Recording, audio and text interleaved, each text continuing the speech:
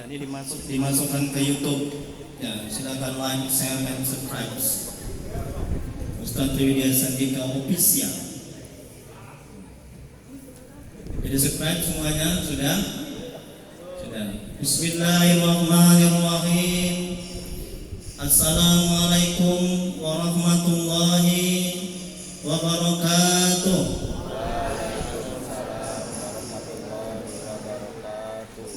Alhamdulillahirabbil alamin wa bihi nasta'in ala umuri dunya waddin. Asyhadu an la ilaha illallah wahdahu la syarika lah wa asyhadu anna Muhammadan abduhu wa rasuluh. Allahumma shalli wa sallim wa barik ala sayyidina Muhammad abdika wa rasulika nabiyil ummi wa alihi wa sahbihi ajma'in. Rabbi ishrah li sadri wa yassir li amri Wabdatan milisani yang qawli Rabbana zidna ilma warazukna fahma waja'alna minas sholihin. Ya Allah, ya Rabb, yang Maha Pengasih lagi Maha Penyayang, ampuni ya Rabb dosa kedua orang tua kami. Ampuni ya Allah dosa kami ya Rabb. Ya Allah, mudahkan kami mencari ilmu, mudahkan kami mempelajari ilmu, mudahkan kami ya Allah mengambil ilmu dan mengamalkannya. Ya Allah, berkahi majelis ini, berkahi rumah kami ya Rabb, berkahi ya Allah kampus ini ya Rabb. Amin ya rabbal alamin. Mari kita mulai ya, muhasabah, kemudian ruqyah dan pengajian fikih pada hari ini dengan bacakan umul kitab. Adapun pahalanya kita hadiahkan untuk Nabi Muhammad SAW, keluarga dan sahabat-sahabatnya, kemudian untuk para tabi'in, tabi'in, untuk Syekh Fadil Al-Jailani, untuk Imam Syafi'i, untuk guru-guru kita, kedua orang tua kita, serta untuk kaum muslimin dan muslimat pada umumnya. Al-Fatihah. A'udzu billahi minasy syaithanir rajim. Bismillahirrahmanirrahim. Alhamdulillahi rabbil alamin. Ar-Rahmanir Rahim. Maliki yaumiddin. Iyyaka na'budu wa iyyaka nasta'in. Ihdinas siratal mustaqim. Siratal ladzina an'amta 'alaihim ghairil maghdubi 'alaihim waladdallin. Amin. Ilahi anta maksudi wa ridhaka matlubi. Ya Allah, Engkau yang kami tuju, ridhoanmu yang kami cari. Amin ya rabbal alamin. Baik, sebelum kita masuk muhasabah, saya terangkan sedikit apa itu muhasabah. Mungkin ada yang tahu apa muhasabah? Ada yang tahu? Jadi muhasabah adalah sebuah upaya dalam melakukan evaluasi terhadap diri sendiri dalam melihat kebaikan dan keburukan. Jadi muhasabah itu adalah evaluasi, introspeksi. Ya, evaluasi, introspeksi, menghitung, menghisap, mengevaluasi, introspeksi amal-amal ibadah yang telah kita lakukan. Jadi kalau misalnya ada kurangnya, kita perbaiki. Kalau misalnya sudah baik, kita bersyukur kepada Allah.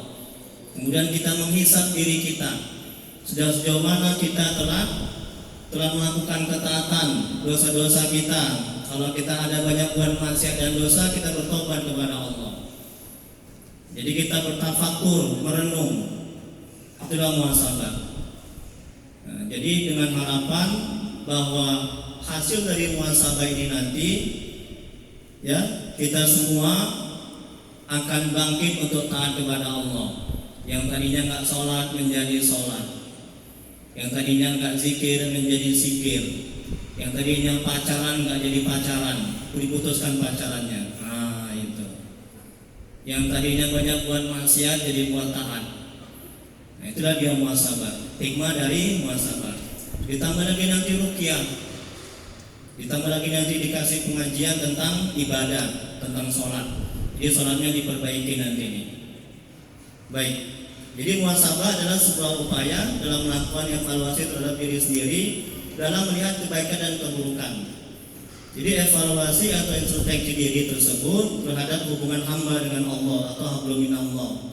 Jadi hubungan kita dengan Allah bagaimana? Sudah baik belum ibadah kita? Sudah tepat waktu belum? Nah, kita evaluasi. Ini mau Ramadan, ya kan? Nah, mau Ramadan, bersihkan hati, perbaiki amal ibadah agar Ramadan kita, amal ibadah Ramadan kita diterima oleh Allah Subhanahu wa taala. Dan hubungan kita dengan manusia, hablum minanas. Bagi yang ada salah, membuat kezaliman, nyakiti kawan kita, minta maaf. Ya, ada buat durhaka sama orang tua, minta maaf. Sama dosa, minta maaf. Hubungan kita dengan manusia, hablum minanas. Itu kita evaluasi, introspeksi. Kemudian apa lagi? Setelah hubungan manusia dengan dirinya sendiri, itu hablum minanas. Apa dalilnya muhasabah? Quran surah Al-Hasr ayat 18. Allah berfirman dalam Al-Quran, hai orang-orang yang beriman. Nah, ini kata Allah, dalil dari muhasabah, evaluasi introspeksi diri. Hai orang-orang yang beriman, bertakwalah kepada Allah dan hendaklah setiap diri memperhatikan apa yang telah diperbuatnya untuk hari esok. Hendaklah setiap diri memperhatikan apa yang telah diperbuatnya untuk hari esok. Apa bekal kita mati nanti? Udah siap belum nih? Anak-anak bapak udah siap belum? Belum kan? Untuk itu perbanyak berbekal untuk berpulang ke akhirat dengan memperbanyak amal ibadah. Nah, kemudian dan bertakwalah kepada Allah, sungguhnya Allah Maha mengetahui apa yang kamu kerjakan. Dan dalil berikutnya, hadis Nabi Rasulullah SAW bersabda, orang yang pandai adalah yang menghisap, mengevaluasi dirinya sendiri serta beramal untuk kehidupan setelah kematian. Sedangkan orang yang lemah adalah yang dirinya mengikuti hawa nafsunya serta berangan-angan terhadap Allah Subhanahu wa taala. Di surat Imam Tirmidzi, semoga Allah merahmati dan meridhoinya. Kemudian dalil dari ulama, seorang ulama Umar bin Khattab, semoga Allah merahmati dan meridhoinya, pernah berkata, hisablah diri kalian, muhasabahlah kalian. Ini kata Umar bin Khattab. Sebelum kalian dihisab, dan timbanglah diri kalian sebelum kalian ditimbang. Karena lebih mudah bagi kalian menghisab diri dari hari ini daripada besok hari kiamat. Dan bersiaplah untuk menghadapi pertemuan terbesar. Ketika itu kalian diperlihatkan dan tidak ada suatu pun pada kalian yang tersembunyi. Jadi Umar bin Khattab ya, itu menyuruh kita untuk bermuhasabah, untuk evaluasi, untuk introspeksi diri terhadap amal-amal ibadah yang telah kita lakukan. Kalau masih buruk, masih kurang, diperbaiki. Kalau sudah baik, ditingkatkan lagi. Itulah muhasabah. Jadi dengan harapan, ya, dengan harapan sekali, ya, bahwa ketika muhasabah ini usahakan menangis. Apa? Menangis.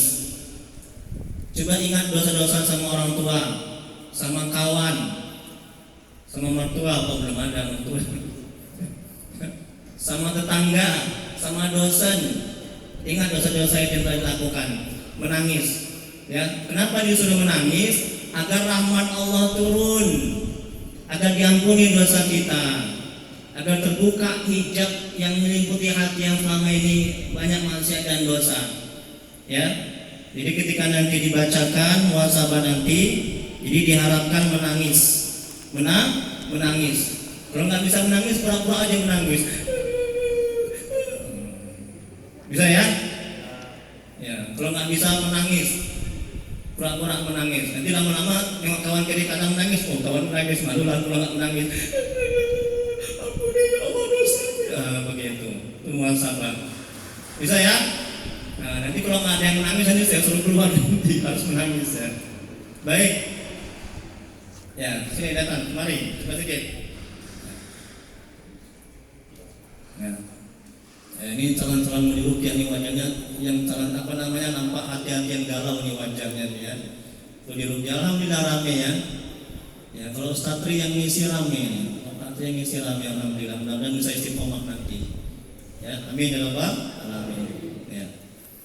Baik, apa sih manfaat muhasabah? Nah, ini tolong perhatikan manfaatnya. Banyak kali manfaat yang muhasabah ini. Yang pertama, Allah ridho dan mendapatkan pahala karena sudah menjalankan perintah Allah. Yang kedua, manfaat muhasabah termotivasi untuk memperbaiki dan meningkatkan amal ibadah. Yang ketiga, manfaat muhasabah menjadi ringan pada hari kiamat jika sering menghisab mengevaluasi diri. Kemudian yang keempat, muncul kesadaran dalam hati akan kekurangan, kelemahan dan keburukan diri. Yang kelima, manfaat muhasabah, amal ibadah menjadi sempurna dan bersih dari penyakit-penyakit hati. Yang keenam, manfaat muhasabah, hawa nafsu menjadi lemah dan tertekan untuk berbuat keburukan. Yang ketujuh, manfaat muhasabah menimbulkan rasa syukur atas nikmat yang telah Allah berikan. Yang kedelapan, manfaat muhasabah, tahu dan kenal kualitas diri sehingga tergerak hati untuk menggali. Yang kesembilan, manfaat muhasabah, timbul paham dan sadar di hati terhadap perintah Allah dan larangannya. Yang ke-10, benteng dari godaan setan dan menghapus dosa. Ini sebenarnya banyak lagi manfaat muhasabah, ini hanya sebagian saja. Begitu manfaatnya banyaknya muhasabah. Untuk itu sisihkan waktu ya, yang paling bagus setelah di pertengahan malam, di sepertiga malam, itu sekitar jam 2. Habis sholat tahajud coba merenung ya atas dosa-dosa yang telah dilakukan, evaluasi, introspeksi diri. Nah, itu bagus sekali sambil menangis ya. Jadi kalau kita menangis, Allah melihat kesungguhan kita ya, kita bertobat, mohon ampun kepada Allah, berjanji tidak durhaka lagi sama orang tua, tidak menyakiti orang, tidak menzalimi orang ya dalam muhasabah. Ya, bisa menangis kan? Bisa menangis kan? Ya, jawablah sama-sama. Bisa menangis kan? Ya. Kalau nggak bisa, usahakan yang pura-pura menangis itu nanti lama-lama menangis, kawan yang menangis itu. Ya, baik, bisa kita mulai. Dan sekarang tundukkan kepala semuanya, jangan main HP, HP-nya di silent. Ya, HP-nya di silent, tundukkan kepala, renungkan kalimat demi kalimat. Sekali lagi menangis supaya Allah mengampuni dosa kita, turun rahmat Allah, supaya hati kalian tenang dan tentram dan bersih. Ya, supaya terhindar dari gangguan setan, jin, dan gondoruo dan segala macam hantu belau itu, supaya mereka pergi itu, supaya kamu mudah untuk taat kepada Allah. Ya, nah syaratnya menangis, ya, berjanji tidak mengulangi dosa lagi, ya, berjanji kepada Allah, pada diri sendiri. Ya, tundukkan kepala semua, tundukkan kepalanya semua.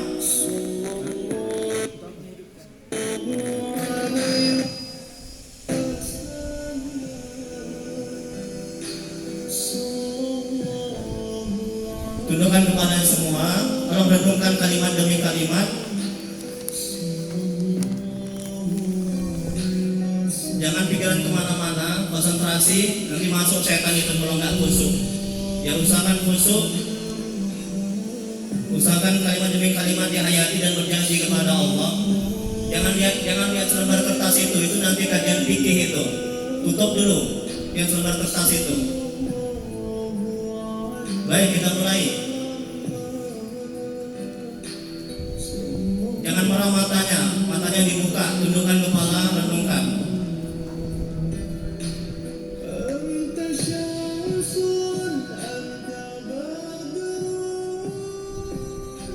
Hadirin, mari kita sejenak tundukkan kepala dan hati kita. Hari berganti hari, semakin dekat dengan akhir hayat kita. Mau tidak mau, akan datang suatu saat hidup ini akan berakhir. Entah berapa lama lagi umur yang tersisa. Mungkin ada di antara kita masih tinggal beberapa tahun, bulan atau hari. Atau mungkin ada di antara kita, pertemuan ini adalah pertemuan yang terakhir. Allah sudah menetapkan kapan kita akan pulang bila azal sudah tiba. Hadirin, ajal tidak bisa diakhirkan atau dimajukan walau sesaat.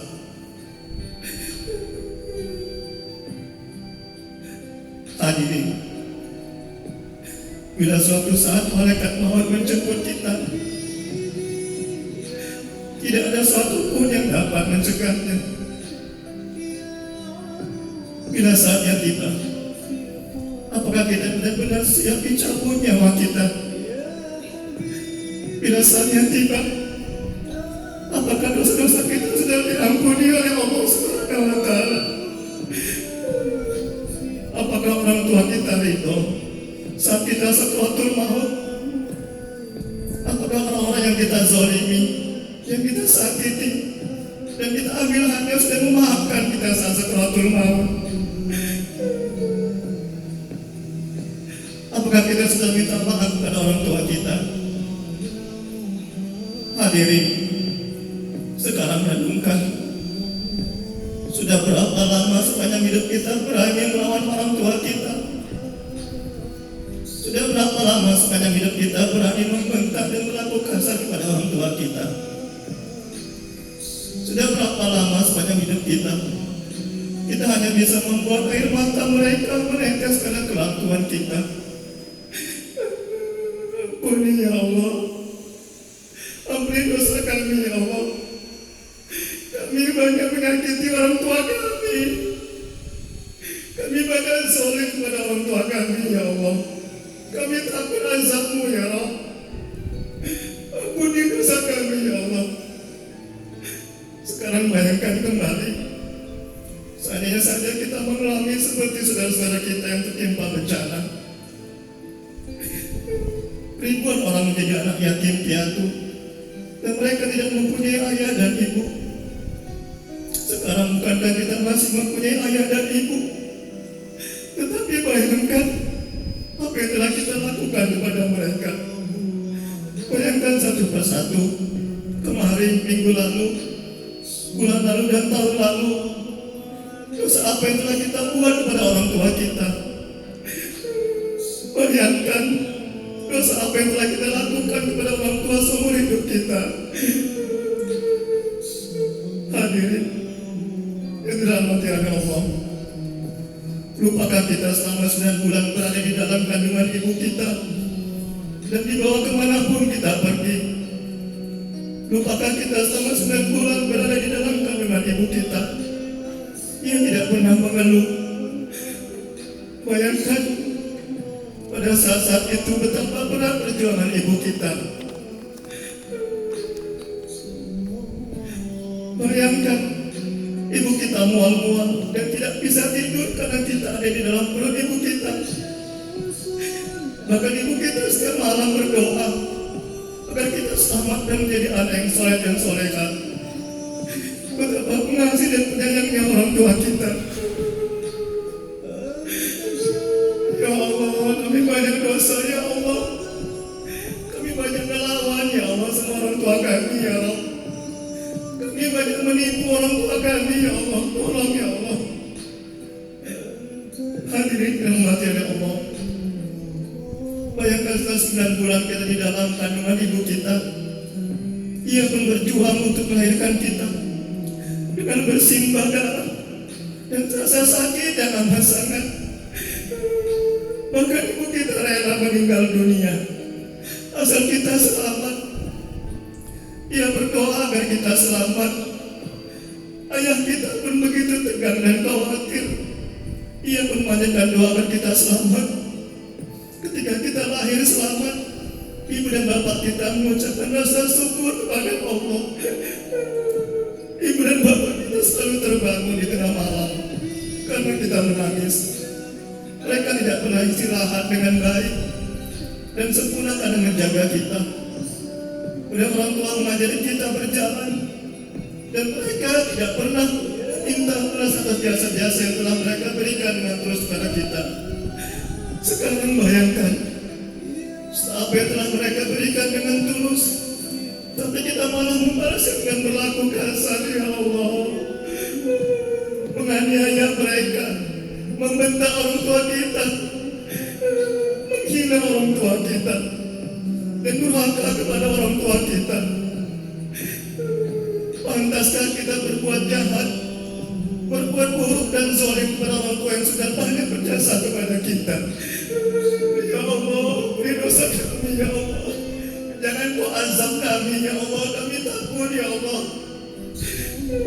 Pantaskah kita berbuat jahat, buruk orang tua yang sudah banyak berjasa kepada kita. Sudah berapa lama kita membuat orang tua kita menderita dan meneteskan air mata.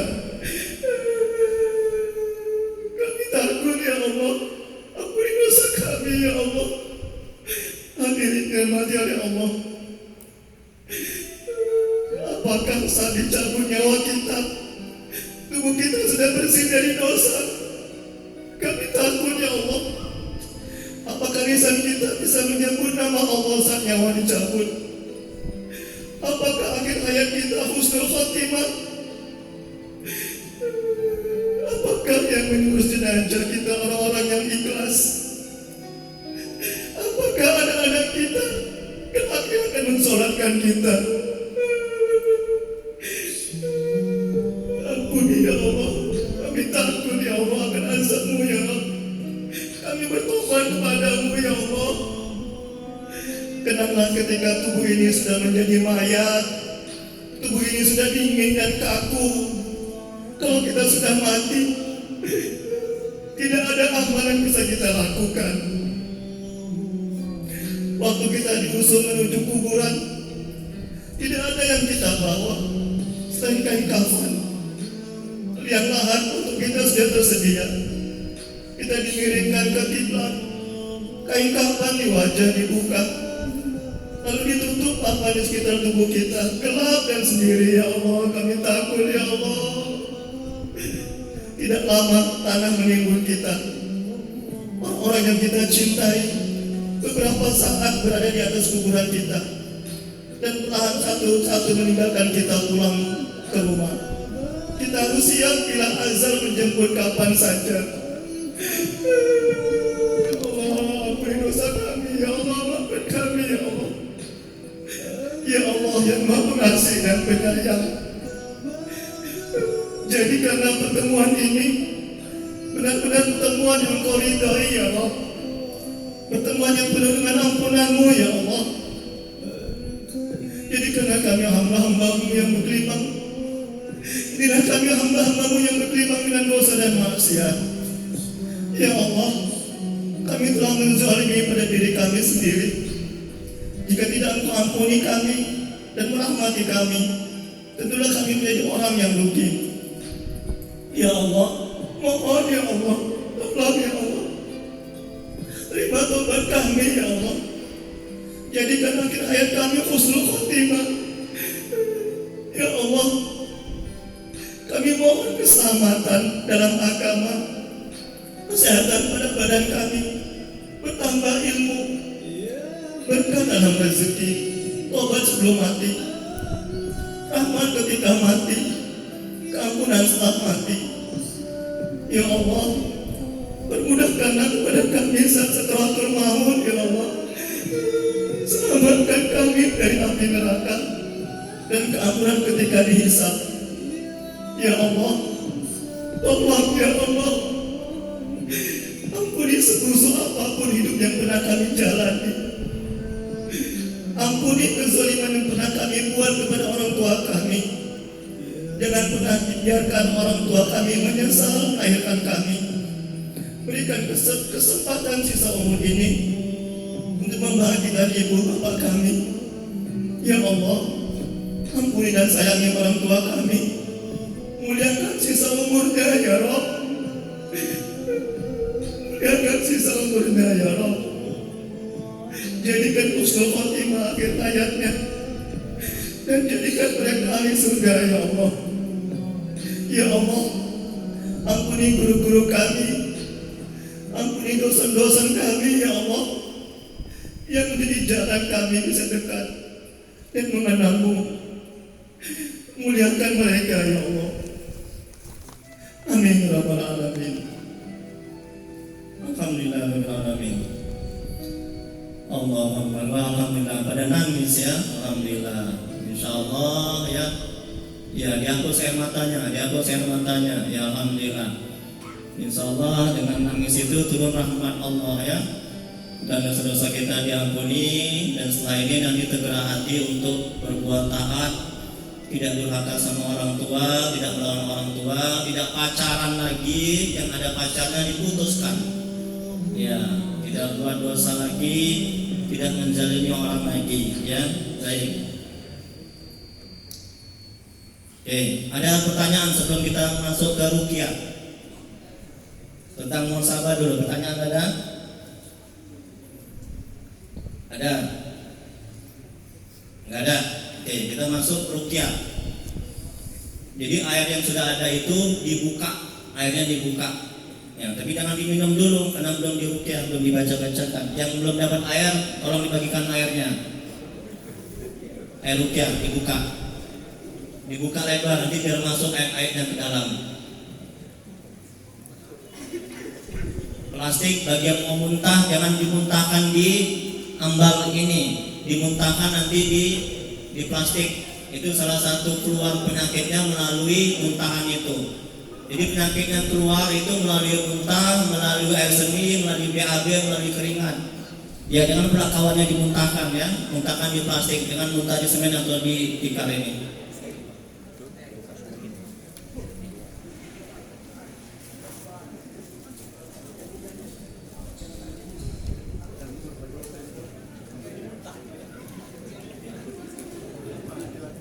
Ingat ketika di ruqyah konsentrasi. Ini kalau yang main-main makin masuk jinnya, makin masuk setannya nanti.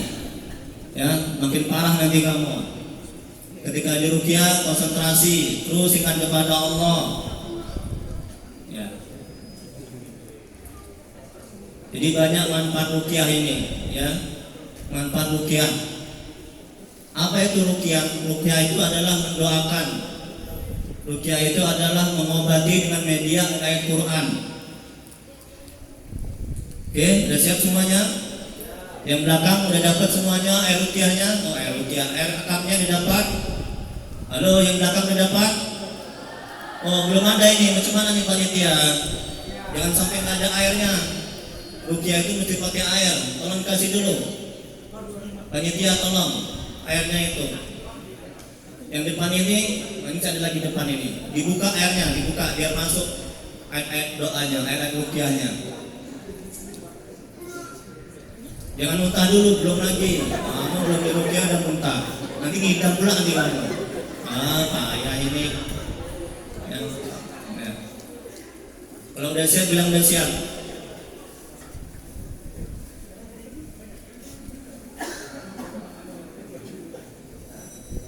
Jadi saya harapkan di rumah itu juga muhasabah, ya. Yang paling afdal, paling bagus itu tengah malam. Kamu menangis, ingat dosa-dosa, ya, ingat kesalahan kamu, ya, kemudian perbaiki, ya, dosa kamu sama orang tua, dosa kamu sama kawan, sama dosa yang lainnya, itu diperbaiki, bertobat kembali kepada Allah. Dan coba sekarang perhatikan, ini ada selembar kertas. Ya, bukan kertas itu nanti kajian fikih setelah di ruqyah. Ini punya saya. Kalau mau dapat ini, itu bisa gabung di. Kalau mau dapat ini, nanti bisa gabung di WhatsApp saya, WhatsApp manajemen hati. Ya, nanti saya masukkan ke grup manajemen hati. Nanti saya kasih salam ruqyah. Kemudian saya kasih juga nanti muhasabah, manfaat muhasabah. Ya. Oke, sampai diberikan airnya. Majelis taklim manajemen hati. Ini saya kenalkan sedikit. Jadi saya ada ngisi pengajian di rumah.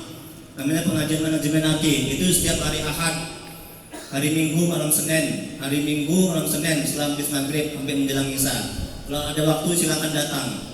Manajemen hati kita ahlikan karangan Syekh Imam Ibnu Athaillah Sakandari, semoga Allah merahmati dan meridhoinya. Kemudian Ustaz Triwidya Sandika SSM HUM, dosen tetap UIN, dosen terbaik 2009, tepuk tangan. Ya. Kalau kamu bisa manajemen hati, terampil manajemen hati, pandai menata hati, kamu akan menjadi yang terbaik. Ya, dosen terbaik, sholat terbaik, kerja terbaik, siswa terbaik, istri terbaik, suami terbaik. Semuanya terbaik kalau kamu terampil menata hati kamu. Jadi hidup ini bergantung sejauh mana kamu terampil menata hati. Rasulullah SAW bersabda, dalam tubuh ini ada segumpal daging. Kalau baik, baiklah seluruhnya. Kalau buruk, buruklah seluruhnya. Apakah itu? Itulah dia namanya hati. Paham itu? Do you understand?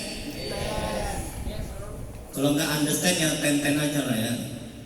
Oke, berikutnya dosen terbaik Santri Al-Amin Madura Jawa Timur, mengajar Al-Quran, Tauhid, Tasawuf, Fikih, Ruqyah, Muhasabah, Zikir dan Bahasa Inggris.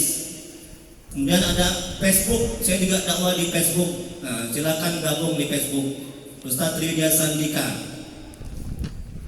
Saya ada ngasih kajian manajemen hati di situ setiap hari. Kemudian di Instagram, nah, ini saya dosen gaul, Ustadz gaul juga, ya. Nah, kamu aja yang gaul. Instagram juga ada juga saya gabung di situ. Kemudian YouTube Ustadz Triwidya Sandika Official, silakan like, share dan subscribe. Kamu dapat pahala, saya doakan kamu. Bagi yang subscribe, saya doakan sukses dan berhasil. Ya, amin. Ya, silakan gabung, subscribe. Kemudian telepon, ini gabung di WhatsApp saya. Baik, dengarkan baik-baik. Kalau mau direkam, ini penting. Karena nanti kalau misalnya kamu gabung, saya share di grup manajemen hati. Ciri-ciri orang yang harus diruqyah syariah. Coba kamu hitung, kamu kena berapa? Satu aja kamu kena, itu mesti diruqyah kamu itu. Dan ciri-ciri orang kena gangguan jin. Banyak kali yang curhat sama saya di sini juga di kampus ketika mengajar. Pak, saya kena tindihan sama gondorwo. Pak, di asrama saya itu ya ada suara-suara itu macam-macam diganggu makhluk gaib. Ya, Pak, saya kan mau ke kamar mandi jam 1. Kemudian ada gondorwo besar perempuan rambutnya panjang, dia main HP. Kemudian saya bilang, Mbak pergi, saya mau masuk kamar mandi, saya mau kencing. Nggak mau dia, ngebar-barnya nggak mau. Balik dia, ditumbuknya saya Pak, dada saya Pak, muntah darah saya Pak. Muntah darahnya anak ini ditumbuk sama gondorwo. Coba bayangkan itu. Sudah saya kasih cara meruqyah, sudah saya video kan nanti saya share juga. Saya tadi ketemu sama anak itu, sama si cewek itu. Bagaimana setelah saya kasih ruqyah, amalan ruqyah? Alhamdulillah Pak, terima kasih. Sudah baikan, sudah enak saya kasih sama orang tua saya. Jauh lebih enak, jauh lebih tenang. Mudah-mudahan tidak diganggu lagi. Nah, itulah pentingnya itu. Nanti air yang sisa ruqyah ini kamu percikan di kamar asrama kamu ini. Allahumma sholli ala sayyidina Muhammad, Allahumma sholli ala Muhammad. Insyaallah lari jin setan segala macam itu antum belau. Ya? Jangan tawa serius ini. Dan kamu gak akan takut lagi misalnya kamu di kamar mandi. Gak akan takut lagi kamu nanti malam-malam. Karena kamu sudah diruqyah, kamu sudah didindingi dengan apa? Dengan ayat Quran, dengan iman. Ya, setelah ruqyah ini jangan lagi takut tidur di asrama. Paham ya? Nanti ruqyah itu asramanya dipercikan setiap sudut. Allahumma sholli ala sayyidina Muhammad, Allahumma sholli ala sayyidina Muhammad, Allahumma sholli ala sayyidina Muhammad. Insyaallah enggak akan datang lagi jin, setan, gondorwo. Sudah? Kalau mau rekam, silakan, ini penting. Dan dihitung berapa yang kena ke kamu. Satu aja yang kena itu mesti diruqyah. Gejala-gejala medis dan medis yang terjadi. Yang pertama, malas sholat, cari ilmu agama dan baca Quran dan ketaatan lainnya. Orang yang malas sholat, wah, ketahuan kan? Ini yang ketahuannya keras sekali ini. Malas sholat itu kena gangguan jin. Di ruqyah, habis ini setelah di ruqyah dia akan sholat. Paham itu kan? Yang kedua, sebagian atau keseluruhan kepala sering merasa pusing-pusing. Ada kan? Ada, pasti ada ini. Itu gangguan jin. Yang ketiga, dada terasa sesak atau panas. Dan berikutnya, leher terasa berat atau kaku. Yang keempat, sakit pada perut dan ulu hati. Dan gangguan sekitar rahim, prostat dan ginjal. Yang kelima, sakit yang sangat pada jam-jam tertentu. Kemudian masih yang kelima, mudah marah atau tersinggung. Ini bagi yang mudah marah, mudah emosi, itu kena gangguan itu di ruqyah. Bacakan Yasin nanti ayat kursi, insyaallah nggak marah-marah lagi dia. Ini nampak muka-muka mudah marah ini ya. Kita di ruqyah kamu nanti. Awas kamu ya. Berikutnya yang keenam, sakit yang tiba-tiba datang tiba-tiba hilang. Berikutnya sering bingung. Pak, saya sering bingung lah Pak. Iya lah, kamu ada duit, bingung aja lah kamu. Bukan ada duit, ada gangguan sini. Kemudian berikutnya yang ketujuh, sering resah, gelisah, takut, minder. Kemudian berikutnya sering mengantuk setiap lama beramal ibadah. Sholat ngantuk, zikir ngantuk, dengan ceramah ngantuk. Iya katanya tuh, senyum dari belakang itu. Nonton bola nggak ngantuk, nengok sinetron begini nggak ngantuk. Alah, itu gangguan jin itu. Ya. Nah, giliran ceramah, wah, ngomong apa aja kerjaanmu. Nanti gangguan itu, diruqyah itu. Kemudian berikutnya, ini juga sering jemaah saya, pasien saya, sering lupa jumlah rakaat sholat. Sholat maghrib 3 rakaat. Nah, kemudian takbir berapa ya? 2 atau 3 ya? 2 atau 3 ya? Iya pak katanya yang belakang itu. Sering jumlah sholat. Nanti cari kunci di luar sholat. Nggak dapat ketika sholat. Allahu Akbar. Oh iya, kunciku taruh di atas lemari. Bicara dalam hati dia. Nah, itu kena gangguan itu, diruqyah. Ya kan, betul kan? Betul kan? Mengalami kamu nih. Banyak hal yang alami ini. Aduh, apa jadinya kalau kamu nggak diruqyah ini ya? Ini masuk Ramadan lagi. Kemudian berikutnya, merasa was-was. Yang 9, merasa ada yang mengikuti atau mengawasi. Berikutnya sering berprasangka buruk. Yang ke-10 sering mendapat kesulitan dalam hidup dan kehidupan. Yang ke-11 sampai level 18 ini yang disantet, ciri-ciri orang disantet. Ya, dan selebihnya 1 sampai 10 itu tambahan aja. Sulit tidur itu kena gangguan jin. Sulit tidur. Nah, atau disantet juga bisa dia itu, sulit tidur. Ya, cinta ditolak, bukan bertindak. Nah, kena santet.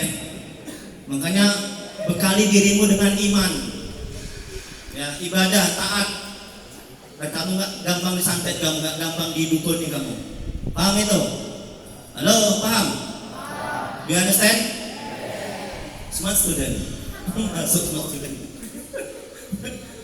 Smart studentnya. Kemudian berikutnya, selalu terbayang dan ingin bertemu kepada orang yang menyantet. Pak, saya selalu ingat aja sama orang itulah Pak. Ya, itu ciri-cirinya. Dan yang ke-12 selalu terbayang. Yang ke-13 bisa melihat makhluk gaib. Nah, juga ada anak di sini juga mahasiswi yang bisa melihat, punya indera keenam, punya kelebihan. Bisa melihat makhluk gaib. Pak, di sana itu Pak, dekat apa itu? Dekat kamar mandi. Ada orangnya tinggi, hitam. Pernah saya tidur itu ditindihin. Saya nggak bisa napas. Bilang tolong, dia nggak bisa ditindih dia di asrama sini. Dia bilang tolong lontong bilang katanya. Kemudian berikutnya mengalami nafsu seks yang berlebihan. Wah katanya, kamu dengan seks kamu langsung kamu ya. Kamu ini cerita mesti diruqyah ini. Jangan pikiran kotor, diruqyah pikirannya biar nggak kotor aja. Yang bagi yang suka melihat video porno, nah, itu ada gangguan itu. Ini nampak ini muka-mukanya nih, senyum dia kan. Ya, haram hukumnya itu, jangan lihat video porno ya. Kemudian berikutnya, jangan pacaran, haram hukumnya pacaran, itu diruqyah itu. Orang yang suka pacaran, mau pacaran itu kena gangguan jin. Supaya nggak langsung senyum dia tuh kan, anak itu kan belakang itu kan. Supaya nggak pacaran lagi diruqyah, biar keluar jin setannya. Itu jin yang ganggu, yang bisikan, pacaran aja, pacaran enak. Itu setan yang ganggu itu. Pacaran aja biar bikin semangat, belajar. Nah, itu kan gangguan itu diruqyah itu. Dan setelah diruqyah dia nggak pacaran lagi, putuskan dengan pacarmu itu. Amin. Amin. Kayak nggak ikhlas bilang dengan aminnya, nampak kali beratnya. Amin. Itulah. Ini amin. Takut, ganteng kali dia, cantik kali. La ilaha illallah. Ya. Kayak kehabisan aja perempuan dan laki-laki. Saya laki-laki. Siap.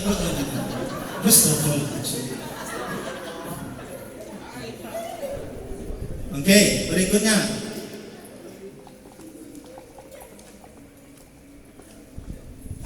Merasa ada bisikan. 14. Merasa ada sesuatu yang gerak di dalam tubuh. 15. Sulit berkonsentrasi karena gangguan itu. Dan gelisah dan kepanasan saat mendengar Al-Quran. Yang ke-16, suami istri sering bertengkar meskipun masalah kecil. 17, sering bermimpi buruk. Berikutnya 17, sakit pada bagian dada saat asar atau maghrib. Yang terakhir, merasa tidak nyaman di rumah. maunya keluyuran aja, main-main aja, itu kena gangguan itu. Diruqyah rumahnya itu. Di asrama nggak betah, keluyuran ke medan mall, diruqyah itu asramanya itu. Itu ciri-ciri itu. Betul kan? Senyum kamu kan? Bapak kok tahu? Ya tahu lah. Karena dukun pula. Astagfirullah. Dukun. Kemudian berikutnya yang terakhir, sakit pinggang tanpa sebab. Itulah gejala-gejala yang harus diruqyah. Gejala-gejala kena gangguan jin. Coba angkat tangan dari sekian banyak ini. Angkat tangan. Siapa yang kena? Satu. Satu lagi. Banyak semuanya kena kan? Iya, saya tahu itu. Ini kan muka-muka galau nih hatinya nih. Muka-muka yang kena gangguan jin segala macam. Udah, cara meruqyah nanti tolong sering diamalkan sering-sering di asrama di rumahnya. Ya, yang pertama istighfar 7 kali. Yang kedua sholawat 7 kali. Yang ketiga syahadat sekali. Yang keempat kirim al-fatihah untuk Nabi, keluarganya, sahabatnya, tabi'in, Syekh Abdul Qadir Al-Jailani, orang tua, kaum muslimin dan muslimat sekali. Kemudian baca Yasin sekali, ayat kursi 7 kali, al-fatihah 7 kali, al-ikhlas 3 kali, al-falaq sekali, an-nas sekali, tiupkan ke air, doa, minum air dan basuh ke wajah. Nanti saya kasih sama pengurus ya, bisa diperbanyak juga boleh. Hati.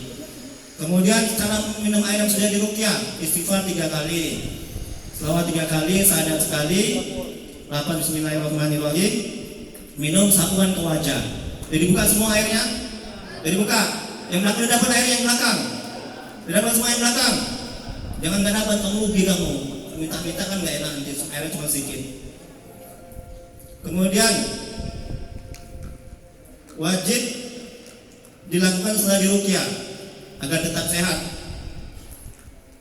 Yaitu yang pertama, nanti habis ini mandi tobat, sholat sunat tobat, banyak istighfar, sholat 5 waktu, cari ilmu agama, zikir, sholawat, baca Quran, jangan buat dosa dan doa. Itulah sarannya supaya kamu sehat terus nggak diganggu. Ya, paham?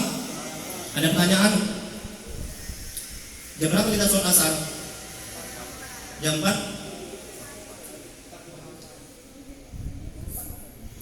Nggak apa-apa, kita kan nggak ke masjid, kita berjamaah di sini kan. Jadi ketika aja kita lanjuti aja, ya. Nah, sekarang tundukkan ke Pak Omasa dulu. Perhatikan saya perhatikan. Apa yang harus kamu lakukan ketika saya meruqyah? Perhatikan, lihat kemari. Ya, kemari. Kamu zikir. Zikirnya tarik nafas begini. Ketika tarik nafas, ya, sampai di ujung, sampai tinggi, sebutkan Allahu.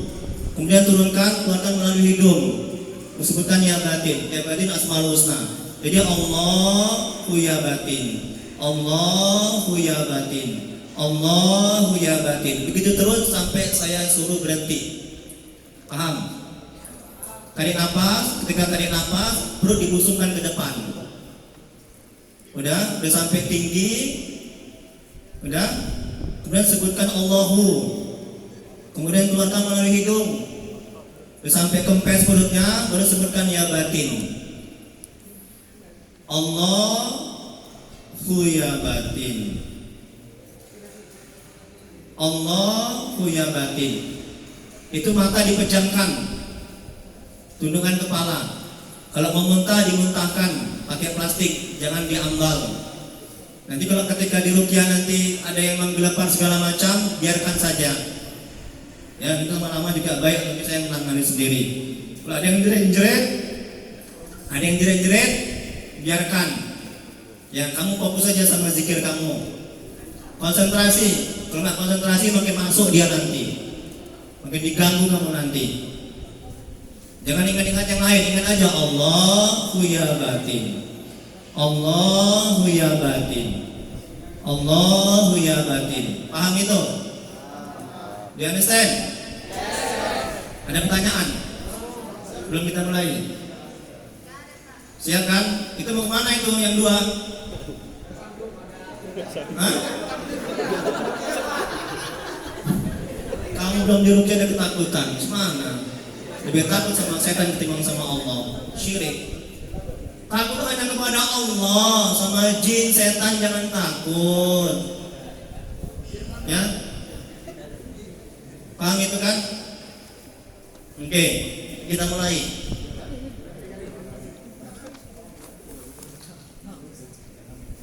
Tundukkan kepala semuanya. Airnya dibuka, ya. Pastikan bisa masuk itu ayat Qur'annya di airnya itu. Jangan main-main. Konsentrasi. Kalau ada yang menggelepar, biarkan aja.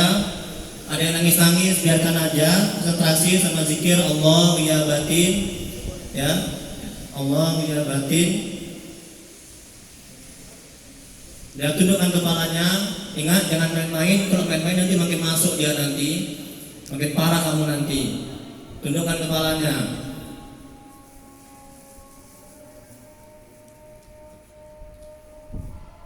Allah Akbar, Allah Akbar. Kita jawab ajan dulu ya. Enggak kurang baik, kurang afdal kalau lagi ajan itu kita bersuara. Dijawab ajan dulu. Saya baru kita mulai sebentar. Nanti habis ruqyah baru kita sholat berjamaah.